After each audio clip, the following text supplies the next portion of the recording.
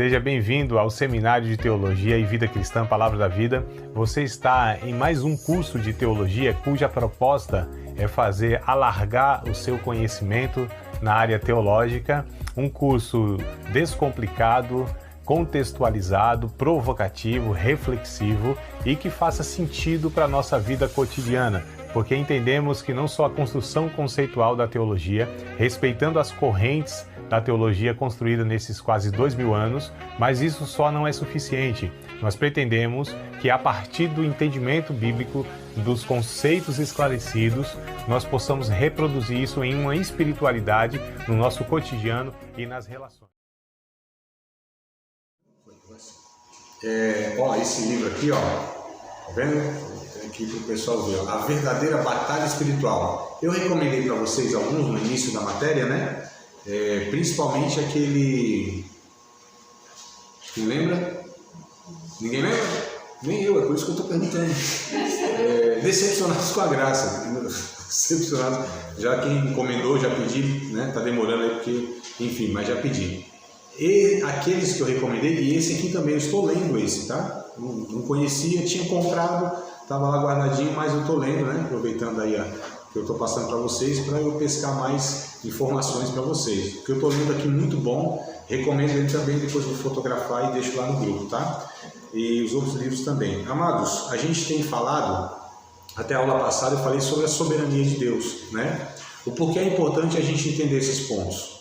Para que a gente possa, porque assim, sabendo o que a Bíblia ensina, a gente consegue filtros, né? A gente consegue estar peneirando quando vem informações, ensinamentos que não são corretos, não são bíblicos, por assim dizer. Então é por isso que a gente precisa conhecer a Bíblia no que ela fala a respeito do tema que a gente está estudando, né? Ter a clareza, o que a Bíblia de fato ensina a respeito desse tema. Então a gente precisa ter bem claro isso na nossa vida. Então a soberania de Deus vai falar, fazer uma pequena recapitulação, né? Para a gente ver se refresca algumas coisas aí.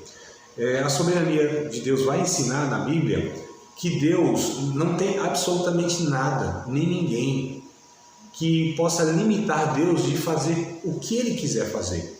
Então Deus não pode ser limitado por absolutamente ninguém, nem homens e nem anjos, nem demônios. Não há nenhum ser nessa criação que possa impedir Deus de fazer coisa alguma. Nós temos diversos textos do Antigo e Novo Testamento, né? Tem lá o Isaías tão conhecido, não lembro se é 43 e alguma coisa, que não, agindo Deus, quem impedirá, né? Aí a gente fala para o Novo Testamento em Lucas, né? Para Deus não há impossível, capítulo 1, se não me falha a memória. Enfim, esses dois, dentre outros mais, que vão mostrando para nós que de fato Deus não é limitado em nenhuma circunstância, a respeito de nada, tá certo? Então Deus é soberano.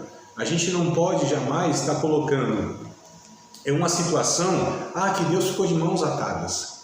Eu dei tanta legalidade para o diabo que Deus não pode fazer nada enquanto eu não resolver essa situação. Meu Deus do céu, que Deus é esse que a gente está criando, né? E como eu disse, a soberania de Deus é uma doutrina, e é uma doutrina estabelecida na igreja ao longo desses 2000 anos. Então é muito preocupante, eu penso que é muito preocupante, quando a gente tem 2000 anos de pessoas estudando, a gente tem teólogos, a gente tem muitos escritos, que eles convergem, eles têm um consenso a respeito de uma doutrina, né?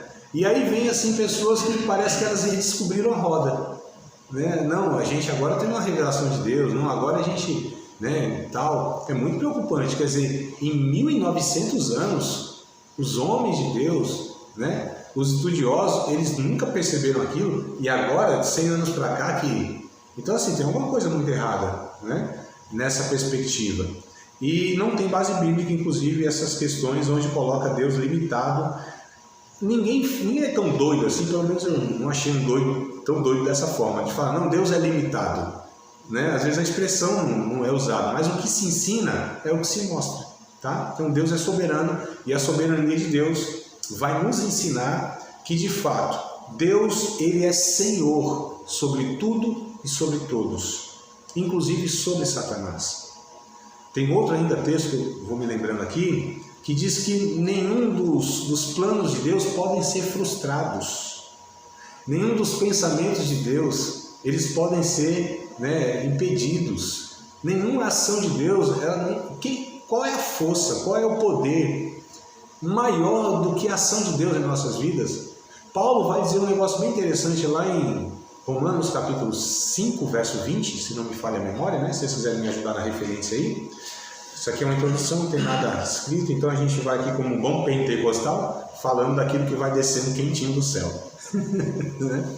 Acho que é Romanos 5,20, que Paulo vai dizer: onde abundou o pecado, superabundou a graça de Deus.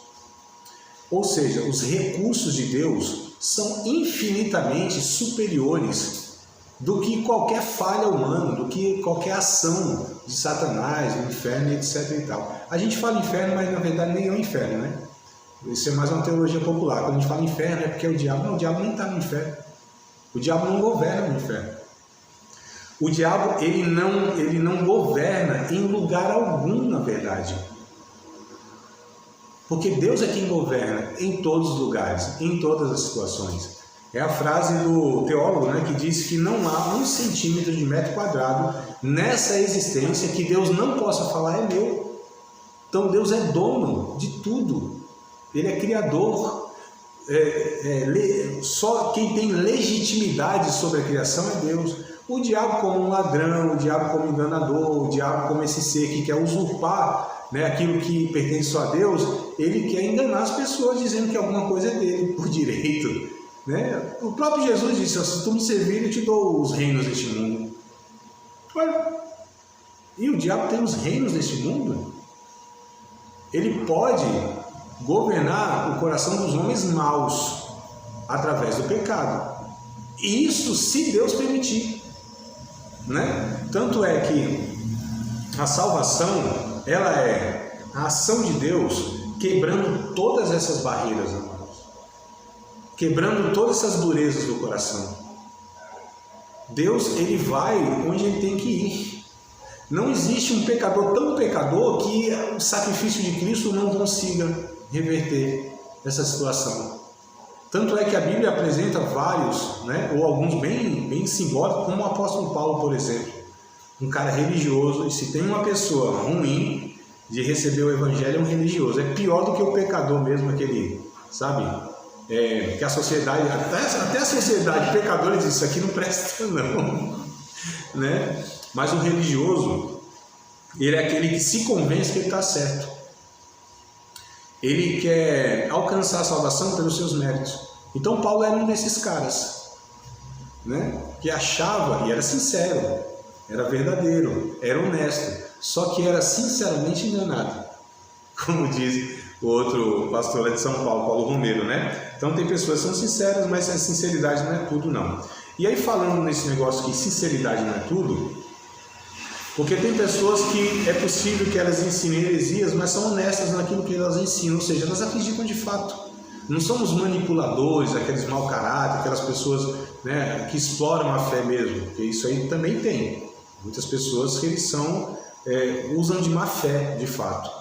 Mas tem aqueles que acreditam naquilo que está falando mesmo, né? São convictos, mas isso não exclui eles de heresias, de ensinos errados, tá? E aí a gente vai trazer aqui nessa aula, hoje, quero compartilhar com vocês, a suficiência das Escrituras. Este é o ponto que eu quero abordar com vocês hoje, tá? Falamos da soberania de Deus, esse é um ponto, e agora a suficiência das Escrituras. Ou seja, a Bíblia, ela é suficiente, ela não precisa de mais nenhum auxílio para que possa nos ajudar na compreensão, na revelação de Deus a respeito dessas verdades que a gente está aqui abordando, tá? Então esse segundo ponto é de importância crucial para o nosso entendimento de batalha espiritual. Ele trata da suficiência das Escrituras quanto ao conhecimento que precisamos ter acerca de Deus, da sua vontade, suas promessas e do misterioso mundo celestial, né? Onde invisivelmente se movimentam os anjos e demônios. Então, quem é que pode nos informar seguradamente dessas realidades que a gente não tem, a olho nu não se vê, né? Quem é que pode falar como é um demônio, como é um anjo, quais são suas características? De onde a gente tira essas informações? Apenas da Bíblia. Nesse caso, apenas a Bíblia é a única fonte nesse caso. Por que eu estou falando nesse caso? Porque às vezes uma informação da cultura, uma informação da geografia, da história, isso pode nos trazer um benefício para que a gente compreenda, né, alguns textos bíblicos, porque a Bíblia foi escrita dentro da cultura, dentro da história, etc. Então essas fontes que a gente chama de extra-bíblicas são válidas nesses casos.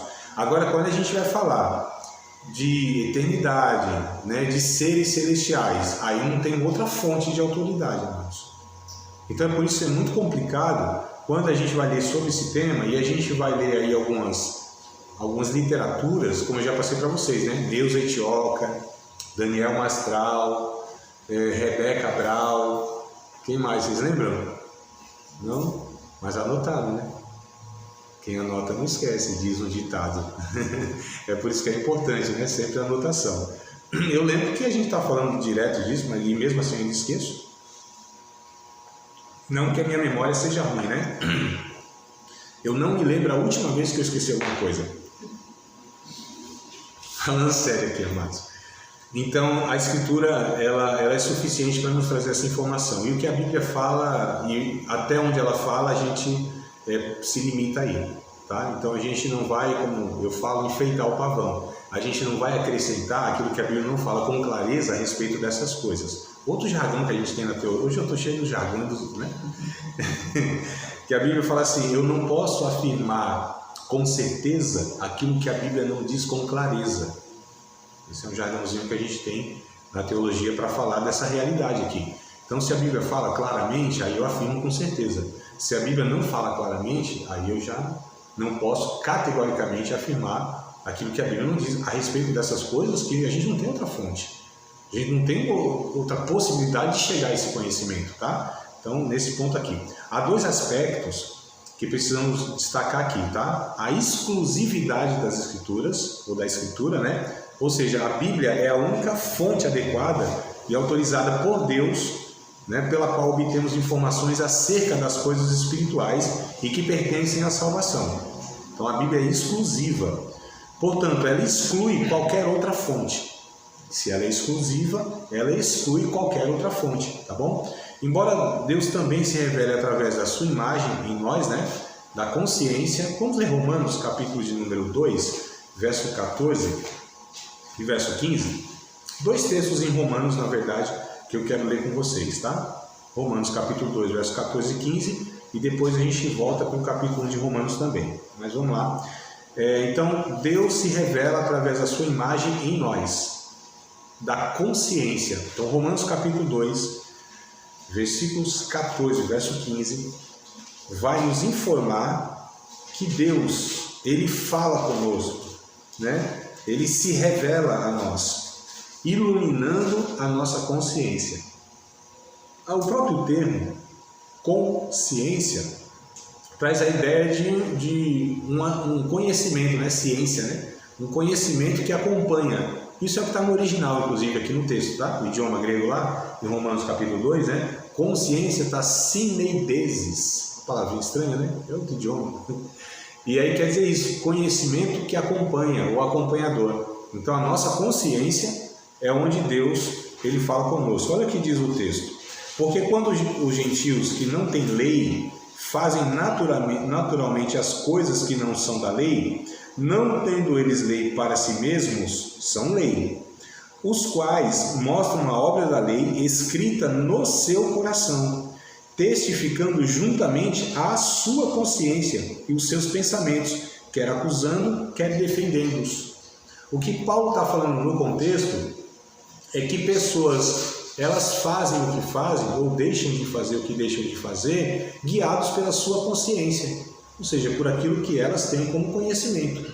Então elas também não são, diante de Deus, pessoas inocentes quando fazem coisas erradas, porque há uma consciência. Se perguntar para o ladrão, é certo roubar? É fato que ele vai falar que não.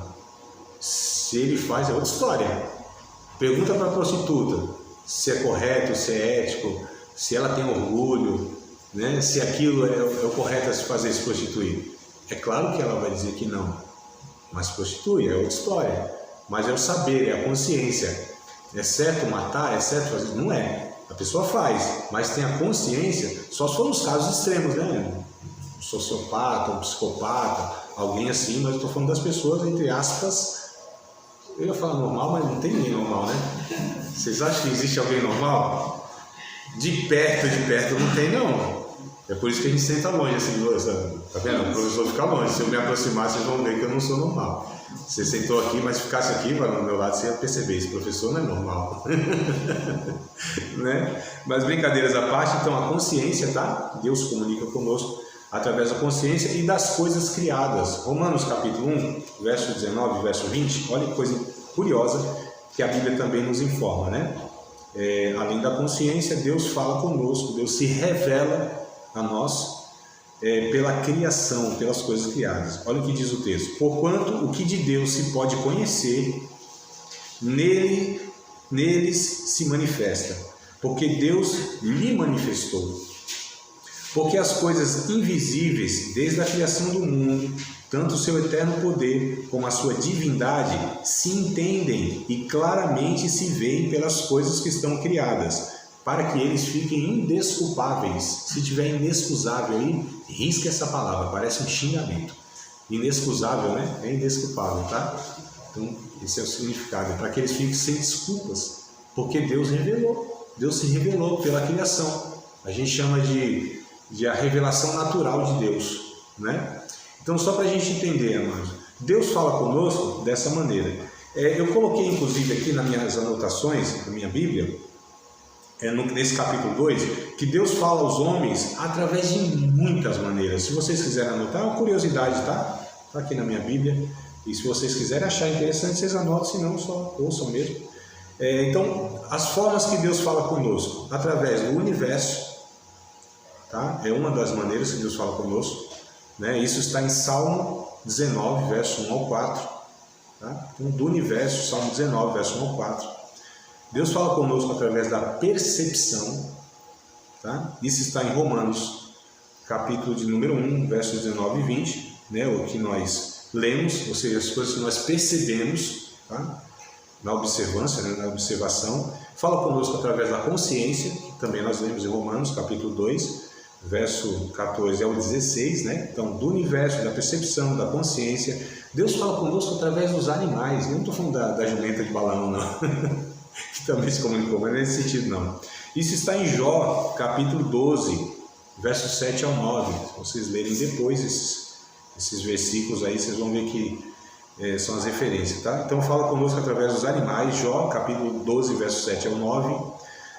Deus fala conosco através dos meios geográficos. Olha que coisa curiosa. Isso está em Atos, capítulo 17, verso 30 e 31. Deus fala conosco através dos sonhos. Isso está em Jó, capítulo 33, versos 14 ao 18. Deus fala conosco através dos anjos. Também são meios que Deus comunica com a gente, tá? Isso está em Apocalipse, capítulo 14, versículo número 6. Deus fala conosco através dos milagres. Também é um meio de Deus nos ensinar a se comunicar conosco, tá? Isso está em Hebreus, capítulo 2, verso 4. E por último, e eu deixei por último porque é a revelação perfeita de Deus, todas essas outras precisam ser filtradas. Todas elas, sem exceção, precisam ser filtradas. Ah, Deus falou comigo através de um sonho, Deus me deu uma visão, é aquela coisa toda, né? Deus usou alguém em profecia, e tudo isso deve ser filtrado. Tudo isso precisa passar pelo crivo, pela peneira, pelo julgamento dos ensinos bíblicos, amado, tá? Paulo ensina isso, por exemplo, lá em 1 Coríntios capítulo 14. Alguém profetizou? A congregação, né? Os irmãos julguem, né? Compare se o que ele falou tem coerência com o que a Bíblia ensina. Todos esses meios, sem exceção, precisam ser filtrados. E Deus falando, independente de qual seja a forma, tudo que Deus falar nunca será além nem diferente daquilo que a Bíblia ensina. Nada, amados, absolutamente nada. A revelação de Deus e tudo que se pode saber de Deus está escrito nas Escrituras Sagradas. Ou seja, deixa eu reformular aqui a frase, né? tudo o que se pode saber de Deus, não. Tudo aquilo que Deus decidiu que nós podemos compreender dele, ele deixou revelado nas Escrituras. Tá certo? A Bíblia é a revelação de Deus, de quem ele é, de quem nós somos, de como Deus estabeleceu o processo de resgate do ser humano. É a Bíblia, unicamente a Bíblia. Então tudo que Deus falar, os meios possíveis que Deus falar, tudo isso vai ser filtrado pela Bíblia, tá certo? Só que eu deixei aqui o último, porque é a revelação perfeita de Deus, como eu disse, né? Deus fala através do seu Filho. Hebreus capítulo 1, eu gosto demais desse texto, eu gosto tanto que eu decorei. Capítulo 1, verso 1. De Hebreus 1 ao 3, na verdade, mas eu vou citar só o verso 1, tá? Hebreus capítulo 1, verso 1 ao 3, vocês podem anotar. Mas só um já dá para a gente entender aqui, ó. Havendo Deus antigamente falado de muitas maneiras aos pais pelos profetas, nesses últimos dias tem nos falado pelo Filho. Então Jesus é a última, é a perfeita, é a plena revelação de Deus para as nossas vidas. O que se pode saber de Deus é por Jesus, é através de Jesus, é em Jesus. Tanto é que Jesus disse assim: eu sou o caminho, a verdade e a vida. Ninguém vai ou vem. E agora? Ninguém vai? Eu perguntei primeiro. O que vocês acham? Será? Ninguém vai ao Pai? Se ele é o caminho, vai ao Pai? E agora, amados? O que a gente faz para descobrir? Vamos ler, ué? Então, vem, tá com o texto aberto aí, amado? Tá? Então lê para nós. Não. Já leu? Tem convicção, tem certeza, pode afirmar, sem medo de perder 2 pontos na nota? Então... Não, aí é o João 14 e 6, né? Eu recitei o Hebreus 1 e 1, só que quando Jesus disse: eu sou o caminho, a verdade e a vida, ninguém vem ao Pai. Olha que coisa boa, convicção, memorizou, tem certeza, é isso mesmo, hein? Coisa boa. Mas os demais, e quando nós temos dúvida, a gente precisa ler. Onde está o texto? Então vamos lá, vamos ler. A gente está aqui para isso mesmo, né? Será? Opa, apareceu uma dúvida e tal. A gente faz essas pegadinhas justamente para isso. João 14, verso 6.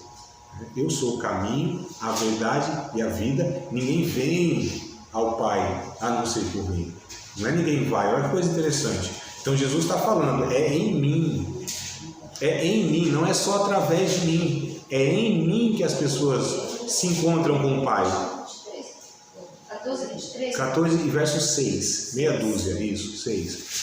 Ninguém vem ao Pai. Olha que coisa interessante. Então, Jesus é a última, é a plena, é a mais perfeita revelação de Deus para as nossas vidas, amados. Isso aqui é um critério bom, hein? Pega essa hashtag, fica a dica. Pega essa dica, segura aí. Receba essa dica. Quer saber se de fato algum ensino, alguma pregação, algum conselho, alguma orientação, ou seja, qualquer coisa que diga que é de Deus, que se relaciona com Deus, se de fato aquilo é de Deus, faça o seguinte: Jesus ensinou isso, Ele mesmo próprio, através dos seus apóstolos. Isso se encaixa com o caráter de Jesus, com a pessoa de Jesus, com a natureza de Jesus. Isso aqui manifesta Jesus, aponta para Jesus, porque, amados, tudo que a Bíblia ensina, diversos temas, todos eles têm um único propósito: de nos levar a Cristo, de nos fazer mais parecidos com Jesus. Então eu uso esse critério sempre que eu tenho dúvida de alguma coisa, no ensino, né, ou enfim, qualquer outra questão. Então esse é um critério que eu acho que a gente assim, vai evitar muita coisa que poderia prejudicar a nossa vida. Jesus é o parâmetro, Jesus é o filtro perfeito, né? Porque às vezes a gente lê a Bíblia e não está muito claro um ponto ou outro, mas faz isso, põe Jesus. Tem um pastor um dia que ele falou assim: vai empurrando Jesus no texto, vê se ele cabe lá. Achei curioso, né? Vai empurrando Jesus lá, vê se ele cabe. Se não couber lá, então esquece que está alguma coisa errada aí na sua interpretação, tá certo? Achei a figura, né? Empurrando Jesus e tal. Então, voltando aqui, tá? Entretanto, né? Então a gente falou sobre Deus se revelar através da imagem em nós, sua consciência e também das coisas criadas, tá? Entretanto, é através da sua revelação especial, né, nas Escrituras, que nos faz saber acerca do mundo espiritual e invisível que nos cerca. Devemos tomar cuidado com o empirismo e com o pragmatismo. Vocês já ouviram falar a respeito desses dois termos? Empirismo e pragmatismo? Não, mas umas palavrinhas também, né, que arruma pra gente. Mas isso garante nosso salário, nossa profissão. Empirismo? Não lembra nada assim, que não ficou nada na memória, o que seria o empirismo? Não? Tá. Exato, conhecimento empírico. Né? Filosofia aborda isso, conhecimento empírico. O que é o conhecimento empírico? É o conhecimento adquirido por uma experiência. Isso é empirismo. O conhecimento adquirido por uma experiência. Agora, é muito preocupante quando a gente toma esses caminhos. Ou seja, aconteceu isso na minha vida. Semana passada, um rapaz, né, a gente falando sobre essas questões aqui e tal. Mas aconteceu isso com a minha filha e tal, e não sei o que, demônio aqui, espírito ali, e foi feito isso. Eu falei, tudo bem, eu não duvido da sua experiência, mesmo porque eu não tenho nem como, nem estava lá. E ainda se tivesse, talvez não teria discernimento, né, dessas questões todas, porque foi com você, não foi comigo. E é uma experiência tua, não duvido da tua experiência. Agora, você não pode fazer da tua experiência uma verdade. A verdade se faz com o que a Bíblia ensina, com o que ela instrui. Não é a minha verdade, eu não tenho a minha verdade. Não, mas aconteceu comigo, isso é verdade. Opa, isso é chamado de empirismo. Né? Quando a minha experiência, ela valida o ensino. Quando é a minha experiência que vai determinar se aquilo é ou não verdade. Isso é muito perigoso, irmãos. Então, quando a gente lida com esse movimento de batalha espiritual, os escritos dessas pessoas, assim, via de regra, não tem nenhum que não use essa forma. Eles vão contar experiências para validar o que eles estão falando. Isso é muito perigoso, porque eu não sou a fonte de verdade. Satanás, o que ele mais usa é engano, meu Deus do céu. Então, como a gente vai confiar em uma experiência com um espírito ou com uma situação, e aquilo vai, não, isso é verdade, aconteceu. Meu Deus do céu. Tem um texto lá em Samuel, não me lembro agora, deve ser primeiro livro de Samuel, melhor dizendo, acho que no segundo é o primeiro, vai falar da cartomante lá, da necromante, melhor dizendo, a que foi consultar, o Saul foi consultar a mulher lá, para ver se falava com Samuel, né? E o texto diz lá, inclusive, que Samuel apareceu lá. Aí foi, mas a Bíblia não diz que Samuel apareceu, mas não era Samuel. Ali é uma descrição, é um texto descritivo que a gente chama. O autor estava descrevendo o que Saul estava vivendo, o que eles presenciaram e viveram lá. Mas, amados, quando a gente lê o texto, né, vai estudar o texto, é claro lá, primeiro, o texto vai mostrando para nós que não tinha como ser Samuel. Segundo, há textos em outras partes da Bíblia que revela que isso é impossível. E Deus reprova essa prática, dessa tentativa de ter contato com mortos. Primeiro, que é impossível. Segundo, que Deus proíbe. Então não tem como ser Deus, meu Pai. Né? E tem outros. Então isso é um critério também. A gente vai estudar, é um ensino bíblico. Vamos ver o que a Bíblia fala daquele tema no resto dela, não só naquele texto isolado. É uma regra de interpretação que a gente tem da hermenêutica, né? Então, assim, o contexto precisa interpretá-lo. E você tem esse contexto imediato, que é todo o texto, não é só um versículo isolado, uma frase, uma palavra, mesmo que seja no original, que às vezes, não, mas o original diz isso, tá, mas o original dentro do contexto dá para dar essa interpretação. E se tem outro texto na Bíblia que contradiz isso, que se contradiz, calma aí, então é um erro de interpretação. Eu estou querendo colocar uma interpretação minha no texto, eu não estou tirando do texto a interpretação, né? Tem essas questões, a gente estudou isso em hermenêutica, para os irmãos que tiveram essa matéria nesse curso. Mas enfim, então o empirismo é isso, tá? É uma experiência minha, pessoal, e eu quero fazer dessa experiência uma doutrina, validar o ensino. Isso é reprovado. Então nós temos o empirismo e o pragmatismo. Pragmatismo também, não lembram, não ouviram falar desse termo?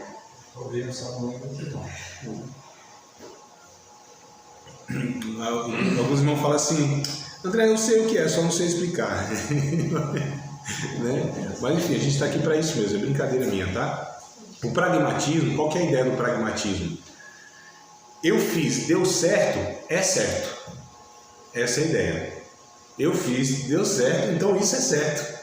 Eu fiz, deu certo, Deus aprova. Essa é a ideia do pragmatismo. Aquilo que é pragmático, né? É prático. Então fiz, fui lá, pegou o óleozinho lá, coloquei na cabeça do cidadão, o demônio saiu, o casamento melhorou. Deu certo, então é certo. Essa é a lógica, amado. Imagina só, tem tanta coisa errada que dá certo? Não tem? Analisa um pouquinho aí. Tanta coisa errada que dá certo. Porque o nosso critério de dar certo é quando se resolve uma questão aparente. Ou quando a gente é favorecido em alguma situação.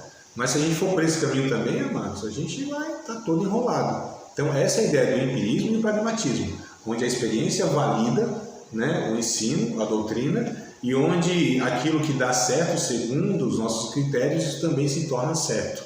Então é muito perigoso a gente ir por esses dois caminhos, tá?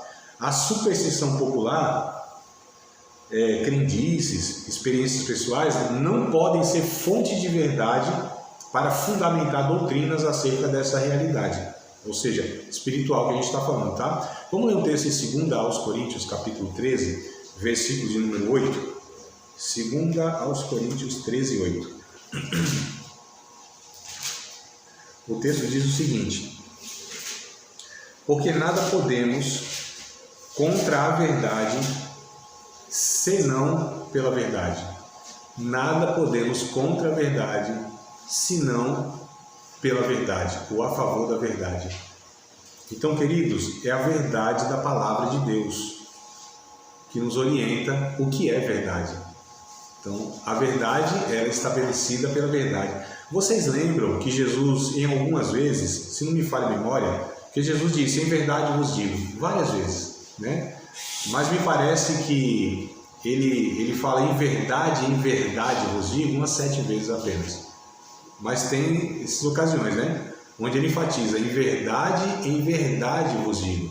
É uma verdade sobre outra verdade, que não dá margem para uma inverdade, para uma mentira, não há engano.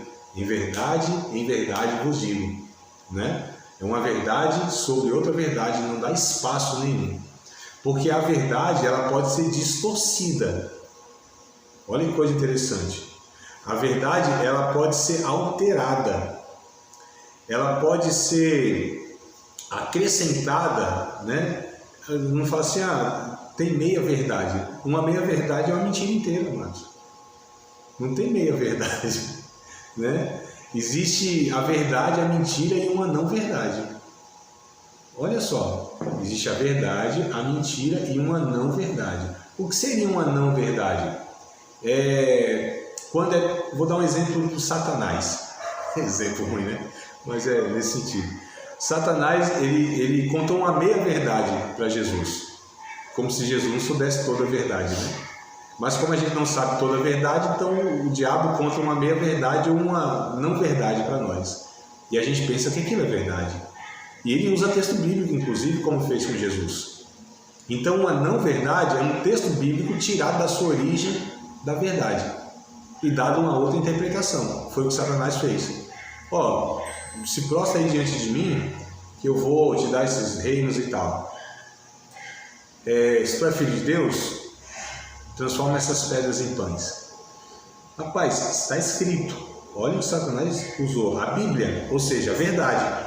Está escrito. Se jogares aí esse pináculo, Deus dará ordem aos teus anjos para te guardar em todos os teus caminhos. Salmo 91, se não me falha a memória, verso 11, 12, alguma coisa assim, é um salmo, né?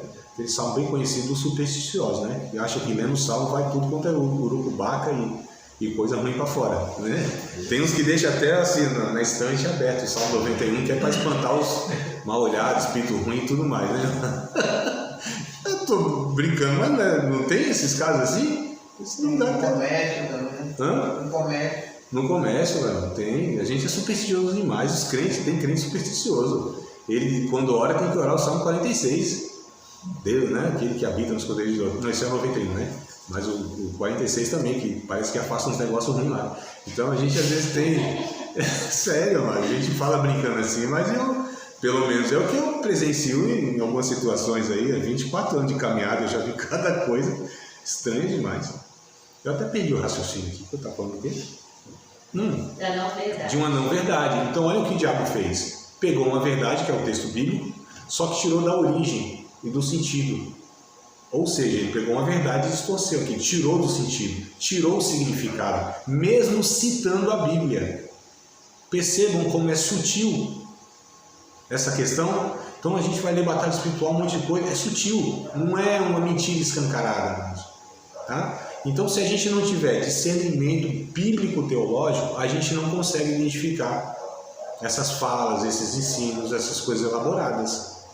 Né? Se a gente não tiver discernimento bíblico-teológico, porque muitas vezes a gente fala somente do discernimento de espíritos, né? Que de fato é um dom, onde Deus nos capacita para identificar a atuação lá, se é o espírito do homem, se é o espírito maligno, se é o Espírito Santo. Há 3 espíritos que agem nesse mundo: o espírito de Deus, o espírito do demônio, espírito ruim, o espírito imundo, que a Bíblia diz, mas há o homem também.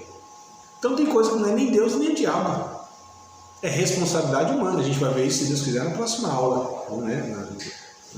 Daqui para frente. Existe também a responsabilidade humana. Então não há essa dualidade somente de Deus e o diabo agindo nessa realidade aqui. Existe o homem também, né? Se a gente for responsabilizar todos os demônios, que é o que a batalha espiritual faz, dá nome a tudo quanto é a ação do homem. E dá nome não, isso é o espírito da mentira, o espírito da preguiça. As mães falam isso com os adolescentes: é tão espírito de preguiça, menino, levanta dessa cama que é 11 horas já e tal, tá amarelo que não pega nem sol. O espírito do adultério, o espírito não sei o quê. Ou seja, os pecados humanos, a gente vai falar isso daqui mais para frente, os pecados humanos, eles são atribuídos a demônios.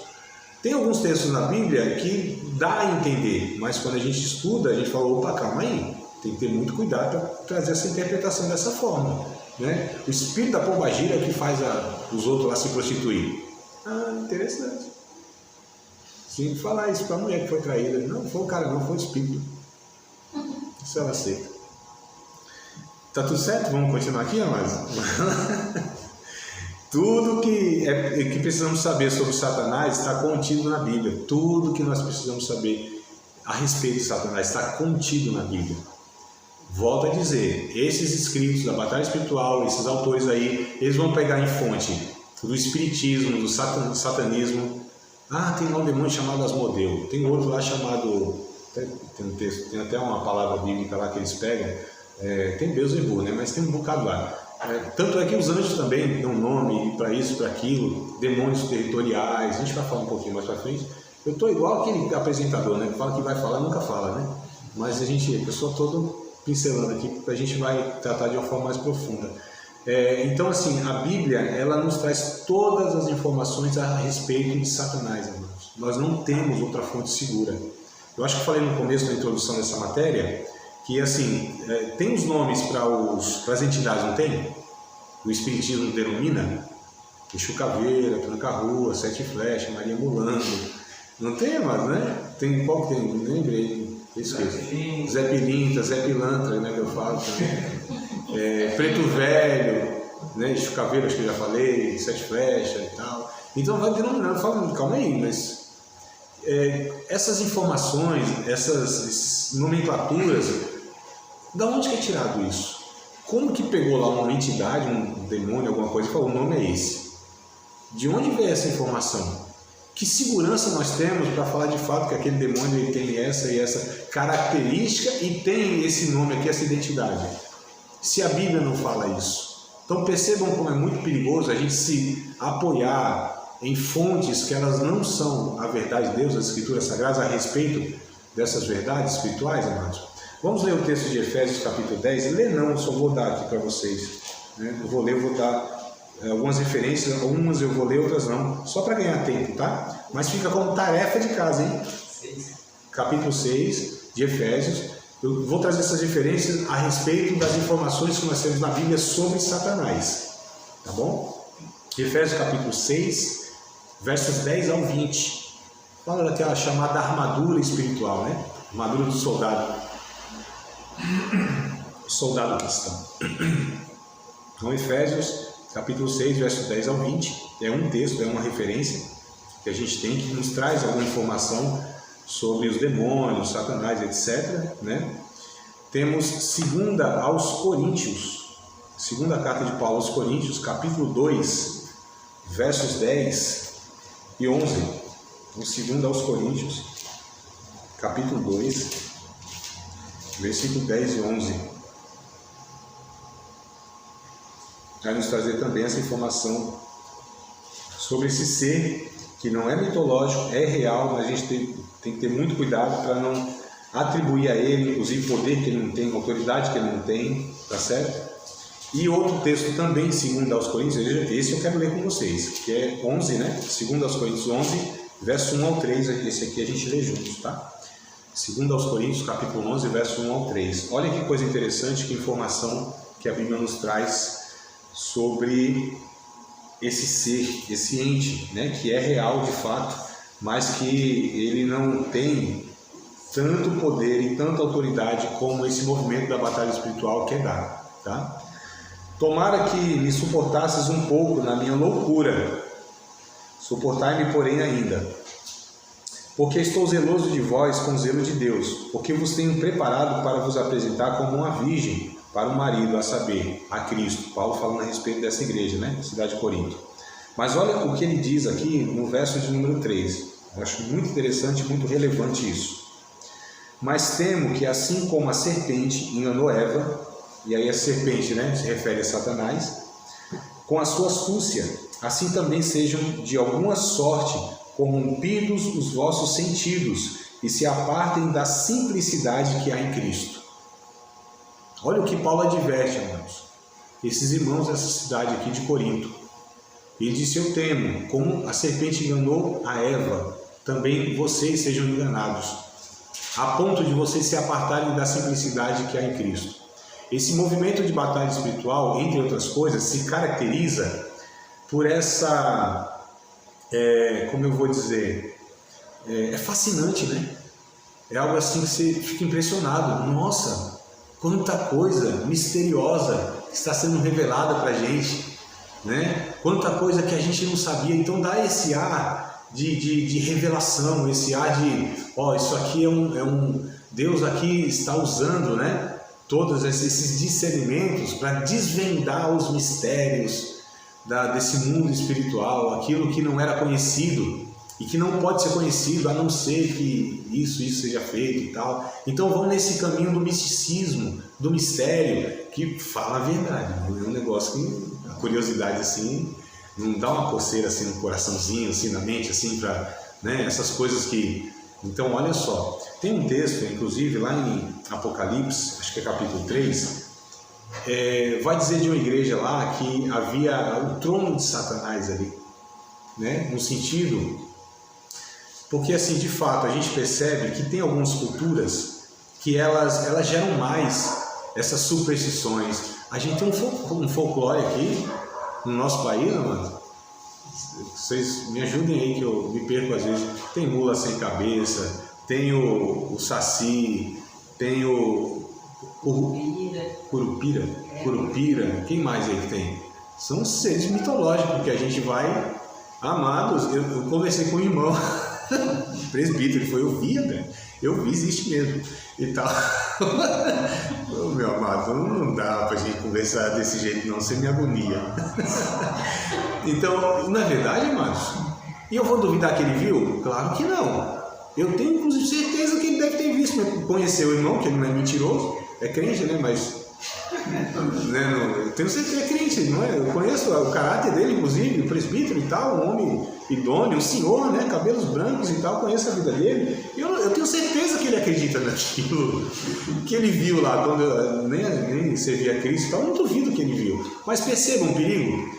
Satanás se apresentou dessa forma, é uma maneira que ele tem de enganar as pessoas, não é? Aí Paulo vai dizer aqui em 2 aos Coríntios também, olha o texto aqui no verso de número 13, né?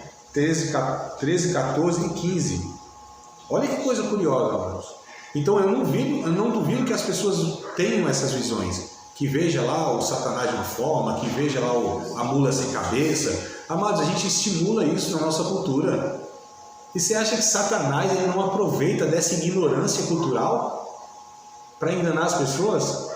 Porque Paulo diz assim, ó, aqui no verso de número 13: porque os falsos apóstolos são obreiros fraudulentos, transfigurando-se em apóstolos de Cristo. Eu quero dar uma pausazinha aqui. Olha o que Paulo está dizendo, que Satanás também tem os seus obreiros, também tem os seus pastores, também tem os seus pregadores, também tem os seus professores de teologia, também tem aqueles que são chamados para o ministério. Satanás tem. Quem são os falsos profetas? Os falsos apóstolos, os falsos pastores. Não são essas pessoas que Satanás usa para enganar o povo de Deus, amados, para ensinar heresia, para desviar, desvirtuar o povo de Deus da verdade, da simplicidade de Cristo, como Paulo disse aqui nos versos primeiros? Vamos continuar no verso 14. E não é maravilha. Então Paulo disse, isso aqui não é nada demais não. Porque se o próprio Satanás se transfigura em anjo de luz,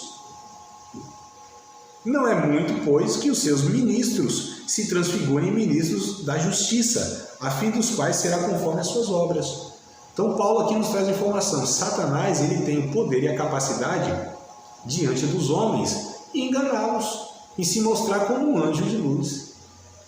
Então é também muita maravilha que esses homens de Deus, que muitas pessoas chamam de homens de Deus, mulheres de Deus, gente de Deus, sejam na verdade instrumentos de Satanás, irmãos.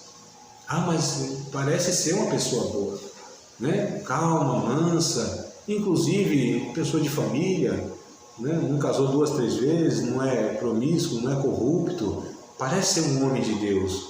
Não, tem uma carinha de anjo e tal. Não vou citar nenhum nome, né? Por enquanto, tá certo? Nesse sentido. Mas só para a gente entender, amados, tá? Esse perigo de estar, às vezes, a Bíblia diz, a Bíblia informa, a Bíblia mostra quem é Satanás e traz informações. Fora isso, é muito arriscado a gente ter aí alguma fonte, tá? Então, os escritos, por exemplo, da Neuza Etioca, que eu falei para vocês, Peter Wagner, aí que é um dos líderes, tá? Desse movimento da batalha espiritual. Então, os escritos deles, né, da Neuza Etioca, Peter Wagner, sobre a possibilidade de cristãos ficarem endemoniados e de demônios territoriais, não partem de uma exegese bíblica, ou seja, de uma interpretação bíblica. Eles ensinam tudo isso, que o cristão pode ficar endemoniado. Olha que coisa absurda, eles ensinam isso, que existem demônios territoriais. Vocês já ouviram falar nessas questões? Não? Ah, demônios territoriais já, batalha espiritual, né? G12, né? Traz essas questões aí, né? Cobertura espiritual, a gente vai falar um pouquinho mais para frente. Essas ideias todas, elas não são tiradas da Bíblia, não há um único texto, tá certo? Elas são pelos de fato dessas experiências deles, né? Ou de depoimentos de pais de santos. Olha as fontes que eles têm: pais de santo, e na sabedoria popular, e até mesmo em diálogos com pessoas endemoniadas. Então, tipo assim, eles entrevistam lá uma pessoa endemoniada e aí ele pergunta, o que é demônio? É isso, isso? O demônio fala, é isso mesmo, é assim, assado e tal. Aí eles pegam essas declarações para afirmar os ensinos deles. Olha que coisa absurda. Quer dizer, quem é a fonte de verdade para eles? É um demônio, é um pai de santo, é um satanista. Não, o satanista teve o Daniel Mastral, né? Aqueles livros que ele vendeu assim aos montes, que essas coisas vendem demais, é impressionante, né? Coisa boa não, é uma luta para vender. Mas essas coisas assim, amado, vendeu demais na década de 2000, que eu me lembro, eu comprei, eu li tudo isso aí, né? Filhos do Fogo, Filhos da Luz. Já ouviram falar desses livros? Não? Já leram? Graças a Deus. Mas também não tem nada de errado de ler se você tem filtro, né? Então eu li na época, eu falei, nossa, que coisa curiosa, como eles, porque explica tudo, como funciona o negócio, os chakras, os portais, como você acessa lá, né, os graus lá do inferno, como tem contato com o demônio não sei o que, os de mais alto grau. Então vai explicando todas essas questões assim. É da experiência quando ele era satanista, que ele traz isso tudo, escreve no livro e afirma que é isso. Agora percebam, onde está a fonte dele, de verdade, para declarar tudo isso? No satanismo. Na experiência pessoal que ele tinha enquanto tinha contato com esses supostos demônios. Eu até acredito que era demônio mesmo, que o diabo ele se relaciona sim com aquelas pessoas que, né, se relacionam com ele dessa forma. Mas percebam, amados, que é muito perigoso quando a gente tem essas fontes que não é bíblica. Vocês querem perguntar alguma coisa, falar alguma coisa? Todo mundo desconfiado, não vale nota, não. Só eu estou sendo gravado, é só a minha cara que aparece nesse YouTube. Se eu falo bobagem, depois sou eu que... né? Tá tudo tranquilo, amados? Não tem nada a pontuar? Então, o que eu quero passar para vocês nessa aula de hoje é que a Bíblia, ela é a única fonte de verdade. Então a gente tem que ter muito cuidado quando eu ouvir alguma coisa, por exemplo, demônios territoriais. Não, tem demônio territorial e tal. Né? E a gente tem que ir lá, inclusive, no território, na região, sei lá, fazer alguma coisa lá, expulsar os demônios de lá, ungir com óleo a cada esquina. A gente fala, parece que é brincadeira, oi? Eu vou dar volta do lado, sim. Fala que nem lá no eu faço. Tem uns irmãos que falam assim, não, ali tem uma, aqui chama Boca, né? São Paulo é biqueira, ponte de tráfico.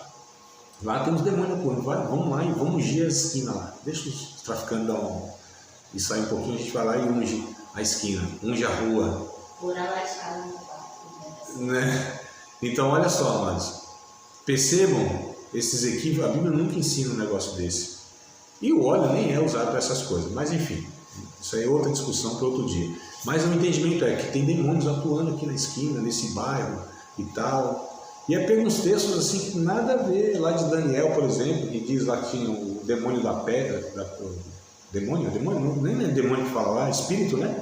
Espírito da Pérsia, da Grécia, que foi combater lá com Miguel, lá, aliás, com o Gabriel, que foi mandado, aí o Miguel teve que intervir na situação. São realidades, são. Mas você pegar esses textos para afirmar que tem demônios territoriais, demônios que são enviados para o Brasil, demônio brasileiro, demônio missionário, né? Demônio na África, porque lá o negócio acontece e tal, e o negócio é pesado lá, e eu não duvido, e de fato, muitos irmãos sinceros e honestos têm relatos de coisas assim, assustadoras e absurdas. Mas, amados, a gente não pode pegar essas experiências de uma forma empírica, né? E o que é feito lá e tal, e de uma forma pragmática, transferir isso para nós e achar que isso é verdade, que é assim que deve ser feito. Inclusive, se é na África, é outra história. A realidade é outra lá, mas não quer dizer que a realidade é outra, que é a verdade bíblica. Então, compreendendo mais ou menos onde eu quero chegar, que o que vai dar parâmetro para nós, de verdade, é o que a Bíblia ensina, irmãos. Não é o que as realidades aparentes, culturais e experiências pessoais, elas nos mostram. Nós não conseguimos enxergar um palmo à frente do nosso nariz a respeito das verdades espirituais por nós mesmos. Precisamos da Bíblia. É a Bíblia que nos dá a lente necessária. Todos nós somos míopes e cegos a respeito dessas realidades. A gente não tem condição de compreender isso, a não ser aquilo que Deus nos ilumina pela sua palavra. E eu acho interessante assim, eu conversei um dia com um irmão, pastor, sincero inclusive, honesto inclusive, mas para mim sinceramente enganado. E eu falei, pastor, eu preciso ficar com a simplicidade da Bíblia. Ele falou, não, eu não me contento com essa simplicidade da Bíblia. Aí eu lembrei de Paulo, eu temo de Satanás a parte de vocês a simplicidade que é em Cristo. Então, que são coisas que eu não tenho segurança de falar, eu não falo. Posso até ser, aos olhos de alguns, um ensinador simples demais, que não tem essa suposta sabedoria, né? Então, tipo, vai uma pessoa dessa na igreja e fala um monte de coisa, nossa, esse aí é sábio, esse aí é vaso de Deus, esse recebe revelação de Deus, ele tem intimidade, né? Agora o pastorzinho aqui que só se contenta com a Bíblia, só ensina a Bíblia, só se limita o que a Bíblia fala, aí é visto como uma pessoa muito simples. Mas é isso que Paulo adverte, cuidado. Eu prefiro ficar na simplicidade e na minha suposta ignorância em relação aos outros, mas ser vivo e não incorrer nesses erros aí. Eu não sou tão corajoso, eu sou meio covarde, amado, em algumas situações. Porque se a Bíblia não me dá segurança, eu me acovardo. Né? Então, e uns que pensam ser sábios, para mim é mais corajoso do que sábio. Então tem gente que é mais corajosa do que sábia, porque afirmar aquilo que Deus não nos dá segurança, para mim tem que ter muita coragem, né? Como eu sou covarde, eu fico naquilo que a Bíblia me ensina, ou pelo menos aquilo que eu tenho entendimento da Bíblia. Se alguém quer se arriscar em outras terras, em outros mares, eu nem gosto tanto de ir muito pro fundo, né? Tem gente que não vai nadando, nem de jet ski eu me arrisco aí, que eu me afogo no meio do caminho, tá? Então esse é o ponto, essa é a ênfase que eu quero deixar para vocês hoje nessa aula, e eu acho que isso vai evitar para nós assim muito sofrimento que poderia ser evitado, e não é evitado porque as pessoas não vão por esse caminho, não usam a Bíblia como... O crente no Brasil, ele é um pouco diferente de outros países, por exemplo, né? Porque assim, o crente no Brasil, principalmente o pentecostal, que dá muito valor à experiência pessoal, né? Dá tanto valor à experiência pessoal que até acredita em tudo, menos na Bíblia. Eu fico impressionado. Nosso povo no Brasil, em grande número, acredita em tudo, mas são crentes mesmo. Tudo quanto é crença, menos na Bíblia. É impressionante como são levados, né? É muito supersticioso, é muito... a gente vem dessas origens aí, né? Ou a gente veio do catolicismo, ou a gente veio do espiritismo, né? A maioria de nós. E essas religiões, elas são muito místicas, muito simbólicas, lida muito com essas questões da superstição. Nós somos o povo da superstição. A gente não passa embaixo de escada, não. Gato preto cruzou a rua, tá lá, né? Então a gente falou, isola, bate na madeira, que não vai dar ruim o negócio, né? Não, chaveirinho aqui, ó, pezinho do coelho, coitado do coelho, se tivesse sorte não tinha perdido o pé dele. O coelho tem 4 pezinhos, se der sorte ele não tinha perdido nenhum, ele tem 4, a gente com um pensa que vai, sexta-feira 13, tá vendo como a gente, né? A gente fala brincando, que parece engraçado, mas é sério, porque a gente vai se agarrando nessas coisas e a gente vai transferindo isso para a nossa relação com Deus, com a Bíblia e com tudo mais, amados. A gente tem que ter muito cuidado com essas coisas. A gente precisa estar fazendo essas análises assim, né? Eu dou risada porque eu falo, meu Deus do céu, quanta besteira que a gente vai abraçando. E a gente vai, de fato, absorvendo isso. E os irmãos acreditam nisso de fato. Mas por que acreditam? Porque não tem a Bíblia como única fonte de verdade, amados. Não se deixam ser transformados no seu entendimento pelas verdades bíblicas. E como eu falei, isso é mais fascinante. Isso parece que é mais espiritual, né? A gente tem esse defeito muito grande de fábrica, como crentes fabricados no Brasil, né? Made in Brasil. A gente tem essas... Diga aí, Márcio. Tem um que ainda é pior ainda, que tem muitos crentes que praticam não comer carne na sexta-feira da Paixão. É pecado. Eu conheço uns parentes meus assim, crentes. Na Semana Santa não pode comer carne, na quarta, na sexta, né? Não pode comer carne, não pode comer peixe. Vieram do catolicismo e permanecem com algumas práticas, né? Aliás, que nem o catolicismo me parece, se eu não estou enganado, tá? Nem o catolicismo autoriza isso, viu? Que me parece que não é só aquele período, não, aqueles dias, não. Tem um período maior em que o pessoal não observa. 40 dias. É a quaresma, né? Então, onde eles veem todo tipo de coisas extraordinárias, onde virar as mãos sem cabeça, sem comer, sem caçar, não sei o quê. Isso. Então, percebam como a gente está falando de uma religião que mistura. Aqui no Brasil, a gente tem o chamado sincretismo. Por exemplo, o catolicismo na Europa não é igual aqui, vocês sabiam? Não tem essas ideias, essas práticas e essas conversas, não. É diferente. No Brasil, o catolicismo, ele é sincrético. Já falei para vocês, né, do sincretismo, não? Não? O que é o sincretismo? Acho que o maior exemplo que a gente tem do sincretismo é o catolicismo na Bahia. Então você vê aquela igreja lá do Senhor do Bonfim, aí você vê as baianas lá lavando a escadaria, né? Ou seja, as baianas são de uma matriz religiosa, a igreja é de outra. Mas olha como se misturam. Isso é sincretismo. É quando você pega crenças diferentes, elementos de crenças diferentes e mistura. Aquilo vira sincrético, é misturado. Nós temos um evangelho sincrético no Brasil. Universal é um exemplo disso. É sal grosso, é rosa ungida, né? Agora está se judaizando. Então a Universal ainda pegou elementos de outra religião que é o judaísmo. E aí você falou, mas isso aqui é igreja evangélica? O que trem é esse aqui? Então isso é sincretismo, essa mistura, mano, doida. Então você vê muitas vezes uma igreja evangélica com elementos e práticas que é de outra religião, que não é do evangelho. Por exemplo, a judaização. Nós temos no Brasil a chamada judaização das igrejas evangélicas. A bandeira de estrela de Davi, o cara usando lá o talit, né? Tal, que é um indumentário do judaísmo, ou o kippazinho lá, né? Na cabeça e tal, e unge objetos. Isso não é do evangelho, isso é do judaísmo. Arca da aliança, tocando shofar, tudo isso são elementos de uma religião que não é o evangelho. Isso é sincretismo religioso.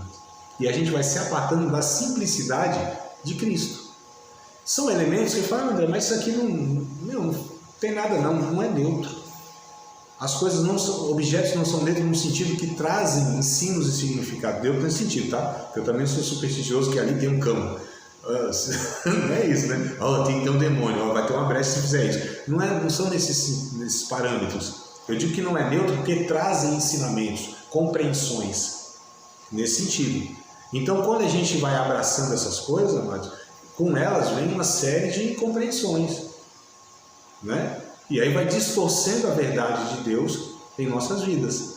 Então percebam como é sutil. A gente não está falando nem de um ensinamento direto, uma fala, não estou falando de um objeto. A gente está falando de um rito, um ritual, uma cerimônia. Um ato simples, que é pegar lá alguma coisa e pegar o óleozinho lá e tal, vamos, né? Ungir aqui o negócio lá atrás, uma... Eu ia falar, não é besteira não, porque o negócio é tão... Mas tem lá, de repente, a irmã que quer manter o casamento, traz uma roupa íntima do marido e unge aí. Oh, meu Deus, isso aqui é tão... Quem que faz um negócio desse? Vocês acham que isso é um absurdo que eu estou falando? Vocês acham que isso não acontece, amados? É lógico que eu fui aqui no extremo para chocar mesmo. Meu papel é isso aqui, né? Chocar vocês, né? Então, eita, meu Deus, tá assim o negócio? Tá assim. Não é um negócio mais brando? Eu exagerei aqui. Mas pega uma carteira de trabalho. O cara está desempregado. Ô pastor, unge aí. Vamos fazer a campanha aqui, vamos ungir. E vamos campanha. Qual a diferença de campanha e novena? Né? Qual a diferença? É que só os elementos mudam, amados. A lógica é a mesma. Então são essas coisas sutis que a gente vai percebendo que vão sendo despejados naquilo que não é evangelho. Só que parece, mas deu certo, hein? Eu fui na campanha lá e Deus abriu as portas, viu? Quantos testemunhos nós não temos assim? Muitos. Não, rapaz, o pastor foi lá, quando ele ungiu lá, dispensa de casa, a prosperidade veio. Rapaz, quando ele foi lá e jogou o óleo lá no quarto, lá, o relacionamento amoroso mudou. A gente tem testemunho dessas coisas, tem ou não tem, queridos? Não estou exagerando aqui, nem falando besteira em tom de ironia, mas né, isso acontece muito. Aí o testemunho é que vai validando, amados. E a gente vive de testemunho em testemunho. E o povo, glória a Deus, aleluia, língua estranha, e é Deus. Meu Pai amado, não é possível. A gente precisa ter discernimento bíblico nessas situações, né? Então é por aí que a gente deve caminhar, penso eu, pelo que a Bíblia ensina. Senão a gente vai incorrer um risco muito grande e eu não confio em mim, não confio nas minhas experiências, e muito menos no do outro. Aí piorou ainda. Não, André, na minha vida então, eu não confio nem em mim, imagine em você. Não, mas sinceramente, meu Deus do céu, eu vou depositar uma convicção que o outro teve, se o outro teve, é problema dele, ele se vira e dá conta daquilo. Mas nem na minha eu tenho, mas eu não confio em mim, eu não confio nas minhas conclusões, eu não confio nas minhas experiências. Eu não confio naquilo que eu penso. É por isso que eu recorro à Bíblia. Na Bíblia, todos os dias em oração, eu falei, Jesus, me dá discernimento desse negócio aqui. Espírito Santo, tem misericórdia de mim. Eu sou incapaz de compreender uma verdade tua se o Senhor não agir na minha mente. Se o Senhor não trouxer a clareza da tua verdade em minha vida, eu não confio em mim. Imagina no outro, imagina as minhas experiências para validar alguma coisa, né? Então eu sou assim, muito racional em relação aos outros que são muito sentimental, sentir de Deus. Esse é outro trem aí que eu fico muito preocupado. Eu senti de Deus. Mas se Deus já falou, não precisa sentir nada, faz. Se Deus já tem um ensino a respeito daquilo, precisa sentir por quê, pelo amor de Deus? Ah, só perdoa se eu sentir. Né? Só vou lá, faço se eu sentir de Deus. Eu senti. Isso também é usado muito para validar o que eu estou falando, né? Porque Deus tocou no meu coração, que é assim. Deus me falou no meu coração. Deus falou forte no meu coração, que é assim. Aí eu vou duvidar que a pessoa sentiu? Eu não vou duvidar que eu não estou dentro do coração dela, só que eu não confio também nos meus sentimentos. Eu não confio, sabe, nessas questões sensoriais. Um arrepio aqui. Eita, Deus, é Deus. Eu fui um arrepio. Me arrepiei todinho, ó. Tem nem pelo no braço, mas me arrepio, ó. Arrepio todinho. Aí, né? Então, amados, eu não estou bagunçando não, tá, amados? Eu estou falando isso porque é um comportamento que eu observo. E aí cada um de vocês entenda se faz sentido ou não. Né? Eu também não estou aqui para falar, ó, vocês analisem se isso faz sentido ou não. Olhem para a Bíblia, busquem nos textos bíblicos, vê se faz sentido ser conduzido por todas essas questões. Quer falar alguma coisa, Léo? Não, é que eu estou indo aqui, porque essa semana eu estava pensando exatamente isso.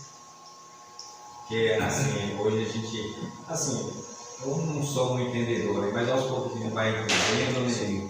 Aí você começa a perceber as coisas, até assim, da própria igreja da gente, né?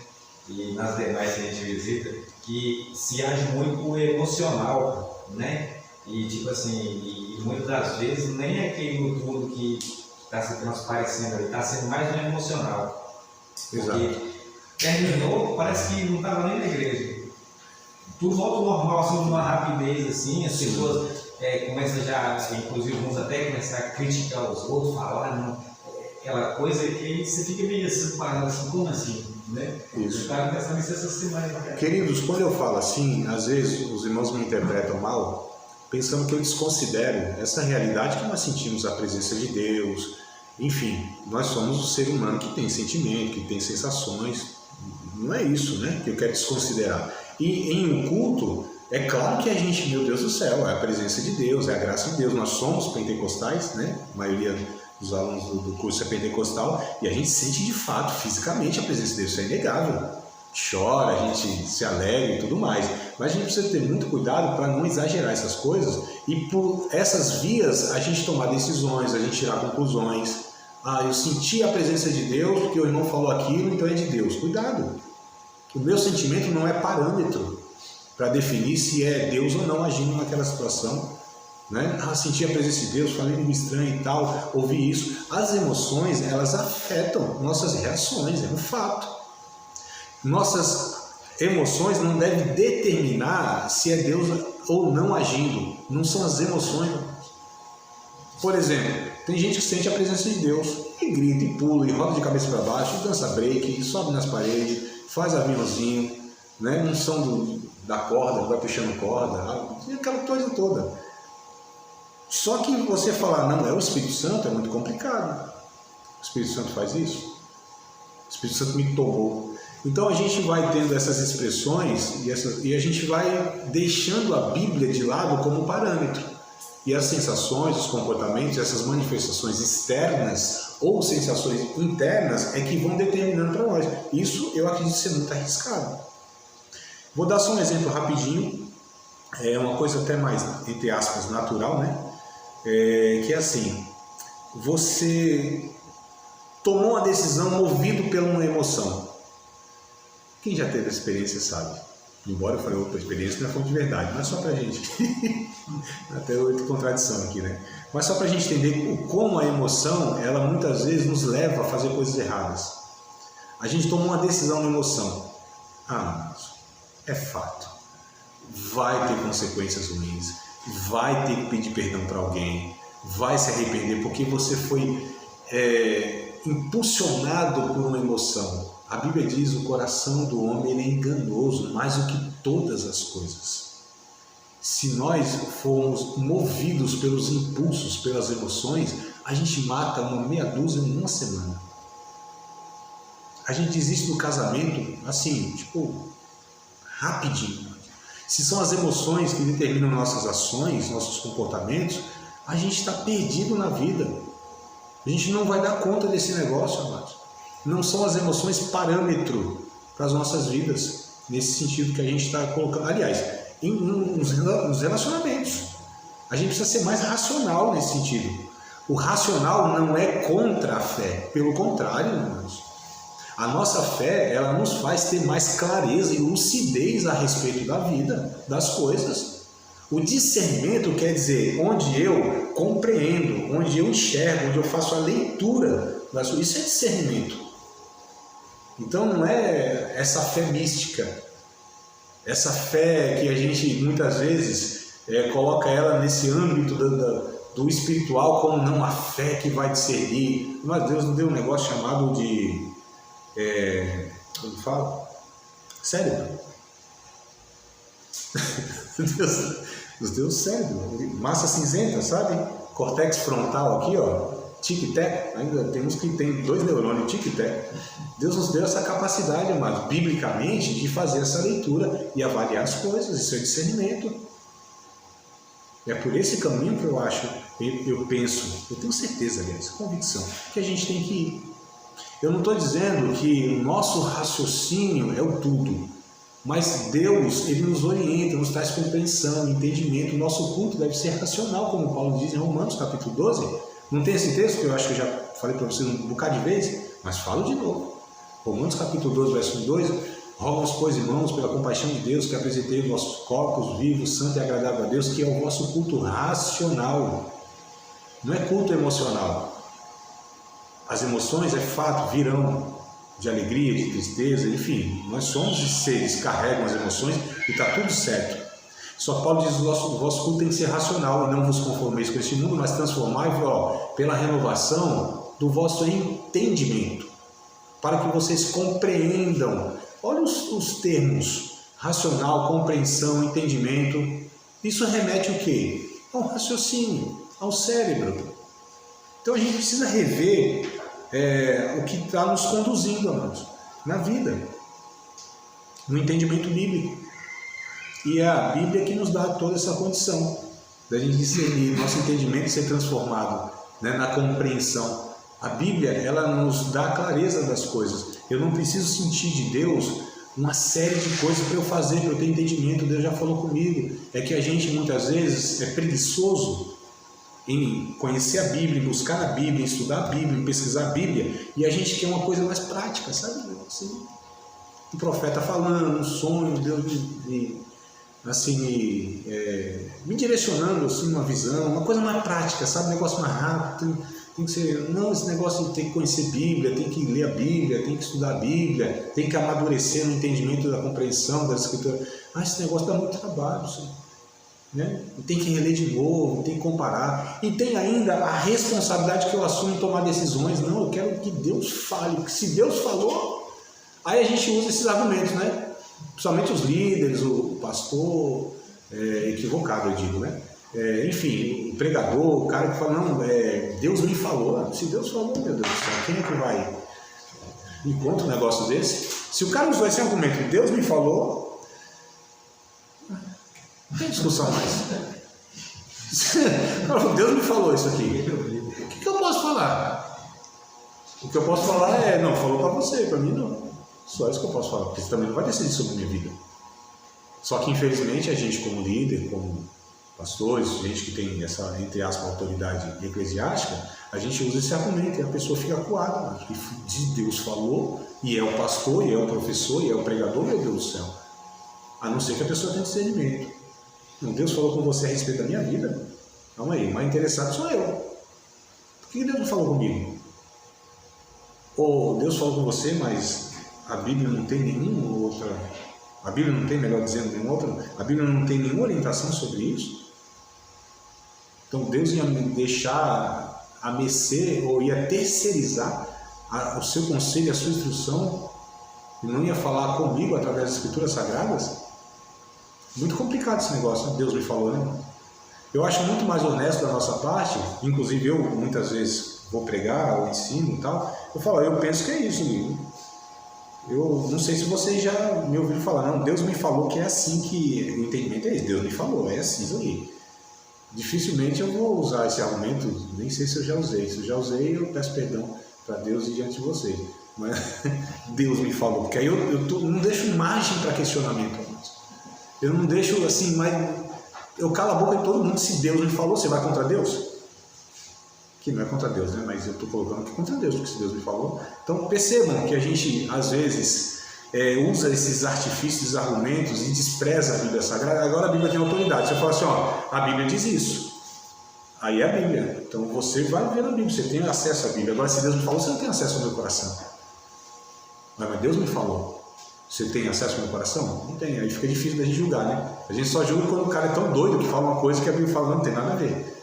Vamos participar de mais uma aula de um dos nossos cursos do Seminário de Teologia, Vida Cristã, Palavra da Vida. Espero que tenha te abençoado, não só alargado o seu conhecimento teológico, mas que tenha também atingido o teu coração para que você possa, a cada dia mais, reproduzir a vida de Deus nas suas relações cotidianas. Se você ainda não é aluno oficial de um dos nossos cursos, se inscreva aqui no contato que vai aparecer do WhatsApp. Também nos siga nas redes sociais, se inscreva no nosso canal, compartilhe à vontade e Deus